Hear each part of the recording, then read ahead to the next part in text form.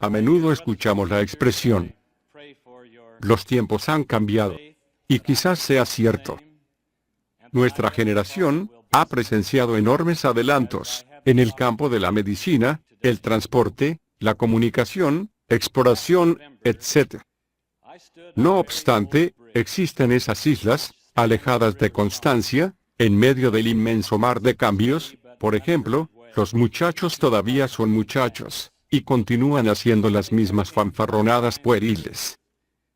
Hace algún tiempo, por casualidad escuché lo que estoy seguro, es una conversación muy común. 3 niños estaban discutiendo las virtudes de sus padres. Uno de ellos dijo, mi papá es más alto que tu papá, a lo cual el otro contestó, bueno, mi papá es más listo que tu papá.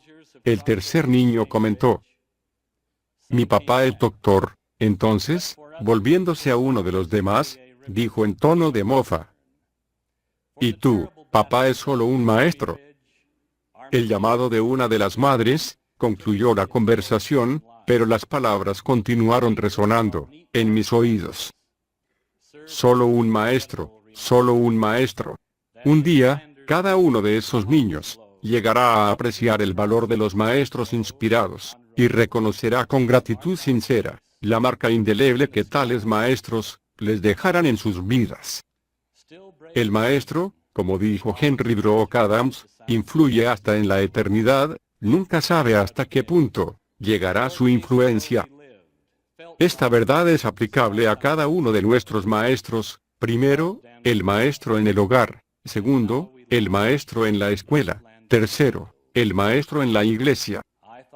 Quizás la maestra que vosotros y yo recordamos mejor sea aquella que influyó más en nosotros. Quizás no utilizó el pizarrón, ni poseyó un certificado universitario, pero sus lecciones fueron eternas, y su preocupación sincera. Sí, me refiero a nuestra madre, y a la misma vez, también incluyo a nuestro padre. En realidad, cada padre es un maestro. El alumno que se encuentra en el aula, divinamente comisionada de tal maestro, en realidad, la criatura que viene a vuestro hogar o el mío, es un dulce retoño de la humanidad, recién caído del hogar de Dios, para florecer en la tierra.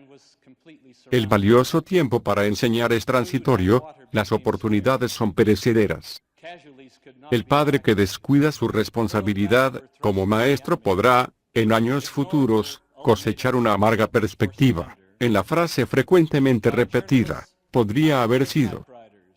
Si un padre requiere inspiración adicional para comenzar su tarea de enseñanza, encomendada por Dios, recuerde que la combinación más poderosa de emociones en el mundo no sucede por ningún grandioso evento cósmico, ni se encuentra en las novelas o libros de historia, sino simplemente cuando un padre contempla al niño que duerme. Y creó Dios al hombre a su imagen. Ese glorioso pasaje bíblico adquiere un nuevo y vibrante significado cuando un padre repite esta experiencia. El hogar se convierte en un refugio, llamado cielo, y los padres amorosos enseñan a sus hijos a orar y a andar rectamente delante del Señor. Un padre inspirado nunca cabe en la descripción. Solo un maestro. Ahora consideremos el maestro en la escuela. Inevitablemente ahí nace esa triste mañana, cuando el hogar le cede al salón de clases una parte del tiempo de enseñanza. Juanito y María se unen al grupo feliz, que diariamente continúa por su camino desde los portales de casa hasta las aulas escolares. Ahí se descubre un nuevo mundo. Nuestros hijos conocen a sus maestros. El maestro no solo modela las expectaciones y ambiciones de sus discípulos, sino que también influye en sus actitudes hacia lo futuro y hacia sí mismos. Si un maestro no está preparado, dejará cicatrices en la vida de los jóvenes, y huellas profundas en su amor propio. También distorsionará la imagen de sí mismo como seres humanos. Si ama a sus alumnos y espera grandes cosas de ellos, la autoconfianza de estos aumentará, sus capacidades se desarrollarán, y tendrán un futuro asegurado. Desafortunadamente, hay algunos maestros que se deleitan en destruir la fe en vez de edificar caminos hacia una vida buena. Siempre debemos recordar que el poder para dirigir es también el poder para descarriar, y el poder para descarriar es el poder para destruir.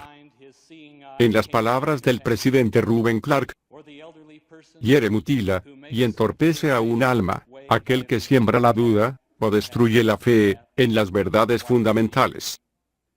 Dios considerará a esa persona completamente responsable.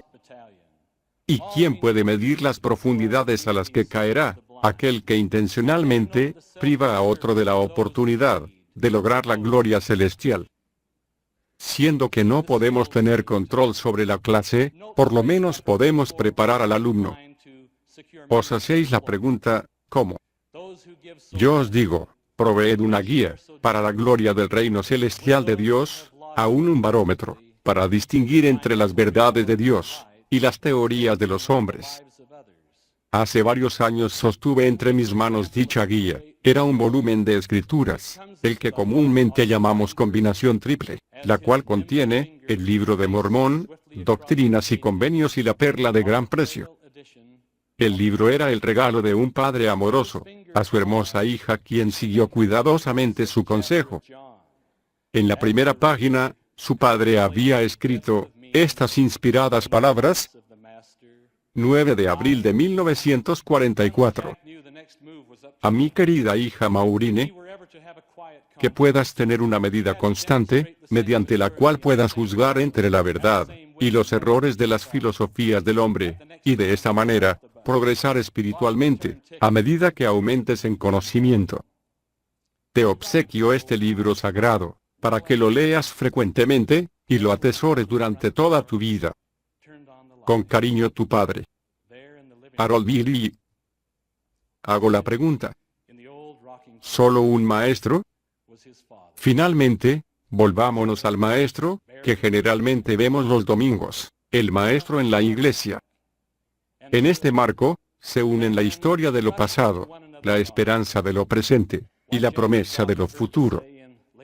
Aquí, especialmente, el maestro aprende que es fácil ser fariseo, y difícil ser discípulo.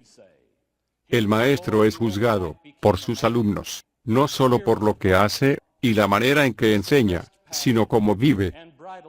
El apóstol Pablo aconsejó a los romanos: tú que enseñas a otro, ¿no te enseñas a ti mismo?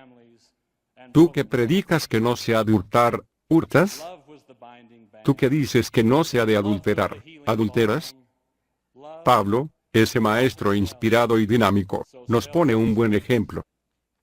Quizás el secreto de su éxito quede revelado a través de la experiencia que tuvo en el calabozo, cuando estuvo prisionero. Pablo conocía el andar de los soldados y el rechinar de las cadenas que lo tenían cautivo. Cuando el carcelero, que parecía estar favorablemente al lado de Pablo, le preguntó si necesitaba consejo respecto a cómo debía conducirse ante el emperador, éste le dijo que ya tenía un aconsejador, el Espíritu Santo. Ese mismo Espíritu guió a Pablo cuando estuvo de pie en medio del Areópago y leyó la inscripción al Dios no conocido, y declaró: al que vosotros adoráis, pues, sin conocerle, es quien yo os anuncio. El Dios que hizo el mundo, y todas las cosas que en él hay, no habita en templos hechos por manos humanas. Él es quien da a todos vida, y aliento y todas las cosas. Porque en él vivimos, y nos movemos, y somos. Porque linaje suyo somos. Nuevamente hago la pregunta: ¿solo un maestro? En el hogar, la escuela o en la casa de Dios, hay un maestro cuya vida opaca a todas las demás. Enseñó acerca de la vida y la muerte, del deber y el destino. Vivió, no para que le sirvieran, sino para servir, no para recibir, sino para dar, no para salvar su vida, sino para sacrificarla por otros. Describió un amor más hermoso que la lujuria, una pobreza más rica que el tesoro. Se dijo acerca de este maestro, que enseñó con autoridad, y no como lo hacen los escribas. En el mundo actual, cuando muchos hombres codician el oro y la gloria, y son dominados por una filosofía pedagógica de publicar o perecer. Recordemos que este maestro nunca escribió, en una ocasión escribió, sobre la arena, pero el viento borró su escritura, para siempre. Sus leyes no quedaron inscritas sobre piedra, sino en corazón humano. Me refiero al Maestro, sí, Jesucristo, el Hijo de Dios, el Salvador y Redentor de toda la humanidad. Cuando los maestros dedicados responden a su cálida invitación, aprended de mí, lo hacen, pero también son partícipes de su divino poder. Durante mi niñez, tuve la experiencia de estar bajo la influencia de una maestra. En nuestra clase de la escuela dominical, nos enseñó acerca de la creación del mundo, la caída de Adán, el sacrificio expiatorio de Jesús. Introdujo a nuestro salón de clases a personajes tan honorables como Moisés, Josué, Pedro, Tomás, Pablo y Jesús el Cristo. A pesar de que no los vimos, aprendimos a quererlos, honrarlos y emularlos. Su enseñanza nunca fue más dinámica ni su impacto tan perdurable, como un domingo por la mañana, cuando nos anunció tristemente el fallecimiento de la madre de un condiscípulo. Esa mañana habíamos echado de menos a Billy, pero no sabíamos la razón de su ausencia. El tema de la lección era, más bienaventurado es dar que recibir. Al hacer la evaluación de la clase, nuestra maestra cerró el manual y abrió nuestros ojos, oídos y corazón hacia la gloria de Dios al hacernos la pregunta: ¿cuánto dinero tenemos ahorrado en nuestro fondo de clase? Considerando que eran los días de la depresión, respondimos orgullosamente, $4.75. Entonces sugirió tiernamente, la familia de Billy está escasa de recursos, y les ha sucedido una desgracia. ¿Qué les parecería la posibilidad de visitar a los miembros de la familia esta mañana y obsequiarles el ahorro que tenemos? Siempre recordaré la pequeña comitiva, caminando esas 3 cuadras, entrando a la casa de Billy, saludándolos a él, a sus hermanos, y a su padre. Claramente se notaba la ausencia de la madre. Por siempre atesoraré las lágrimas que resplandecían en los ojos de todos, cuando el sobre blanco, que contenía nuestro preciado fondo, para diversiones, pasó de la delicada mano de nuestra maestra, a la mano necesitada de un padre afligido. Con reverencia volvimos de nuevo a la capilla. Nuestro corazón se regocijaba como nunca antes, nuestro gozo era más completo, nuestro entendimiento más profundo. Una maestra inspirada de Dios les había enseñado a los niños y niñas, a su cargo una lección eterna, de verdad divina. Más bienaventurado es dar que recibir. Bien podríamos haber repetido las palabras de los discípulos que estaban en camino a Emaús. ¿No ardía nuestro corazón en nosotros cuando ella nos abría las Escrituras? Vuelvo de nuevo al diálogo mencionado previamente.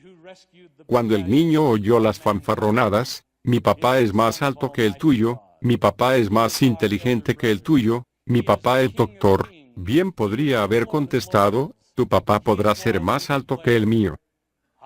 Tu papá podrá ser más inteligente que mi papá. Tu papá podrá ser piloto, ingeniero, doctor. Pero mi papá es maestro. Que cada uno de nosotros sea merecedor de tan sincero y digno cumplido, lo ruego humildemente, en el nombre del Maestro, el Hijo de Dios, Jesucristo el Señor. Amén. Jesus Christ the Lord. Amen.